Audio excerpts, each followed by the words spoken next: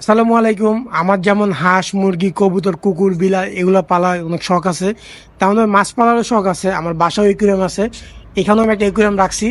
But একটু অন্যরকম করার ট্রাই করছিলাম আমি, বাট আমি পারি নাই। তো আজকে এটা চেঞ্জ করবো আমি। এটা হচ্ছে ইয়ারস্টোন, যারা পাম্প ইউজ করেন তারা সবাই এটাকে ভালোভাবে চিনেন। সো আজকে আমি এটা লাগাবো আমার একুরিয়ামে। তো এটা লাগানোর পর ভিডিওতে আমি যেমন দেখছিলাম এক্স্যাক্টলি অমনই হয়েছে। একটু চেঞ্জ লাগে, অত বেশি এমন না যে আহামরি সুন্দর লাগে। বাট আমার মনে হয় যে এরকম বল ইউজ করার থেকে পাম্পের সাথে এগুলো ইউজ করা বেটার। সো এখন থেকে আমি এটা ইউজ করব।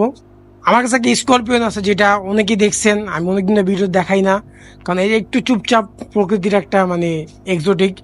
ওকে ধরাটা এত ইজি না, আমার কাছে অনেক টাফ লাগে। যেমন এখনো একদম ককপিটের ভিতরে লুকায় আছে। সো ওকে বের করাটা একটা ওকে টর্চার করার মতো। সো ওকে আমি এভাবে জাস্ট দেখে আপনাকে, এটা হচ্ছে একটা লো মেনটেন্যান্স পেটের মধ্যে পড়ে।